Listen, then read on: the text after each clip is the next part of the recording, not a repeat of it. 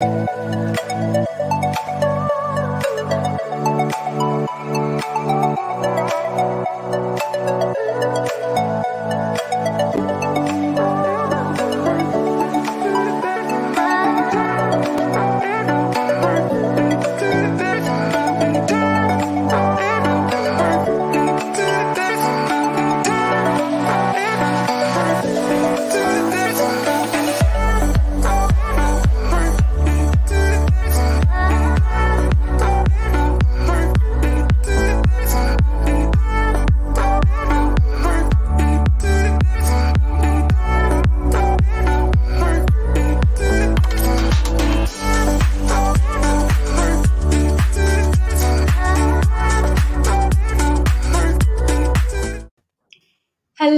happy Wednesday. Happy Wednesday. It's not a hump day over here for us. I know that for sure. Don't do hump days. No, we just keep flying through the week and get to Friday and go, oh my goodness, how did the week go so quickly, right? Can't believe it. Yeah, no, it's nice though. It's a nice feeling. They say that time flies when you're having fun. Have fun. Yeah, we're having fun. We're having fun. So we're here today with a bit of woo-woo for you. So we're going to tell you all about that in a second. First of all, though, we'll just introduce ourselves in case you're new to us and you don't know us. So Rebecca, you go first. I need to put it the other way. Rebecca, you go first. Let us know who you are. Perfect. Thank you so much. So my name's Rebecca. I'm an ICF transformation coach, and I am working with Sarah Bramall with the Coaching Catalyst. Oh, Sarah never lets me go first, so now I'm like, don't know what I'm doing. So I'm working with Sarah Bramall along with the Coaching Catalyst, and I am a DISC and NLP practitioner. I have a 4-year-old and I live in Kent. Over to you.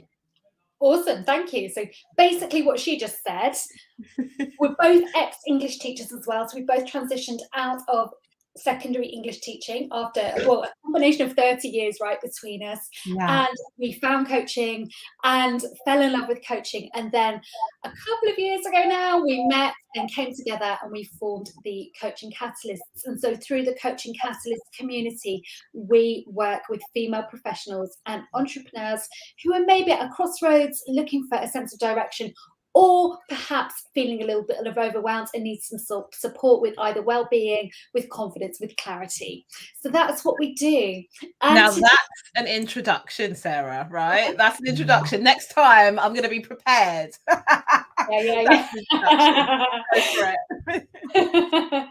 So we're here today with, I'm going to borrow a phrase from two of my amazing colleagues at the Coaching Academy. They run the Love Sober community, and they were talking the other day on Instagram about smart woo. So like woo woo, but kind of smart woo woo. And I was like, oh, I really like that phrase. I'm going to steal that. So that's thanks to Kate and Mandy. If you're watching, I'm nicking your phrase today.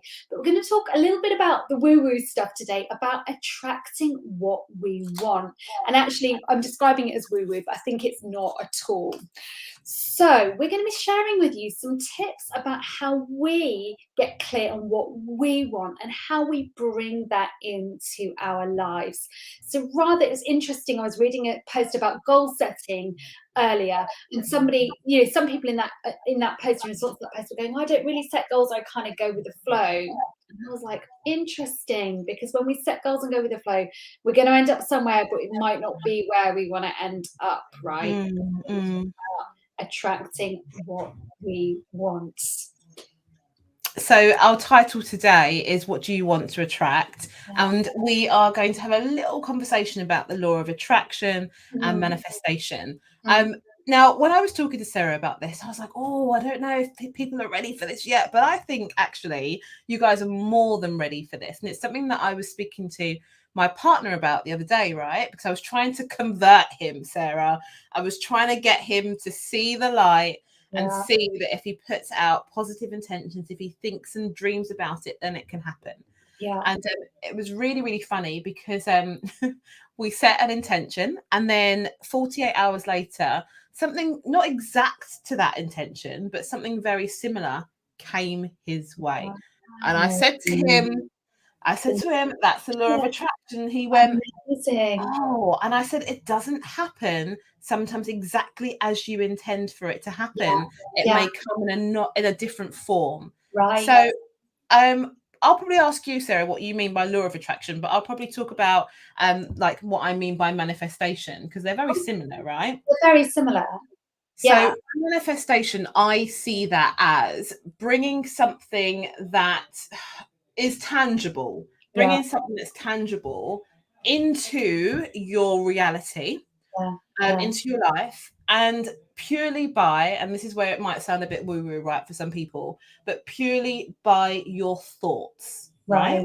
So I see it as, if you think it, you believe it, then you can see it. And I mean see it as in like coming to fruition. It will display in some form, and it may be as a result of action that you've taken. Right. So not just Tinkerbell coming with her magical dust, but action that you've taken, or just an awareness of what you want, means you open yourself up to opportunities. Wow. I love it. I love it. And really funny that you said that, because your very language, I was sharing this with our membership when we had group coaching last night. This is a quote from Wayne Dwyer, from Dr. Wayne Dwyer. When I believe it, then I will see it. So it's about building the mindset of creating the belief first, and then as a result that we manifest that. And that's really what we mean when we talk about manifesting. We talk about the law of attraction. The reason for me that this is so important is that we have brains that are naturally predisposed to negativity. Because if we look at the way that our brains evolved as cavemen, cavewomen, our brains were evolved to keep us safe, but not to make us happy. So when we were cavemen, when we were cavewomen, we were always predicting what might go wrong in the future, or ruminating on what went wrong in the past. And the reason that our brains did that was literally just to physically keep us safe. Now, those same thought patterns, those same patterns are repeated now in modern life, even though, generally speaking, thank God, our lives are not in immediate danger. So we're still worrying about what might happen in the future, or we're thinking about what went wrong in the past. And that's where taking control of our mindsets really, really helps. It's really powerful. Now, when we do, you're back, Rebecca. A little coughing fit there. Oh, bless you. I'm back. So it's just talking about our sort of, I can't speak now, our brains that are predisposed to negativity. Yeah, we have to take control, right? We have to take control. Otherwise, we continue that pattern of worrying, or kind of looking for problems, or fixating on problems. So how do we and when do we do this work? So one of the really good times, or for me, a really, really good time to work on our mindset and to get that focus on what we want, is first thing in the morning. And there's good science to support this, because when we're asleep at night, our brains, when we're dreaming, go into like theta state, which is the brain pattern which really enables creative and imaginative thinking. And our brains are very, very sort of malleable, very susceptible at that time. So what I used to do, even up until a couple of years ago, I used to kind of like, the alarm would go off and I'd get out of bed in the morning, get on with my day. But what I've learned to do is actually give myself a little bit of time first thing in the morning when I wake up. It's a really good time to meditate or to journal, but at the very least to not leap out of bed and just start to set your intentions for the day. What do I want to create today? How do I want to feel? What's going to work well today? And start to create that intention of visualizing the day going as you want it to go. So you're focusing straight away, immediately after waking, on what you want. Rebecca, let me go over to you. So before I go into another coughing fit, for me, when it comes to manifestation, I think there are some clear steps that we should take. So you've spoken about doing it in the morning and setting that intention. But for me, I think secondary to having the mindset, that positive mindset around the fact that your dreams can become a reality, I think the major thing for me is being open and receptive to whatever comes. Okay, as individuals, we can sometimes want to control every aspect of Mhm. our life. And Mhm. by controlling every aspect of our life, that might bring some people joy. But actually, what I feel it does is it closes us off to opportunities that may be around for us. Yes. So if we are in control, we feel safe, right? We don't feel threatened. But Mm, actually, I feel that the power comes from letting go. And I think I posted right. about this the other day, the Yeah. power of just letting go and Yeah. just seeing where life will take you and allowing kind of that energy to flow, allowing your attention to go wherever your attention wants to go, and just Great. kind of giving love and light to the goals that you set. Um, Right. I think Right. if we are more fluid in our goal setting, if we're more fluid in our thoughts, yeah, I really do think that it could open up a lot of doors and a lot of opportunities for us. Um, Amazing. and my next one is, Yeah. oh, can you hear the drilling? I'll pass over to you until the drilling's Okay. done. Yeah, Rebecca's got the works going on in her house today. And so where that takes us then is when we set the intentions, we think about what we want, we set the intentions, but then we don't try and control the outcome. And it's a really important message that Rebecca's giving us there.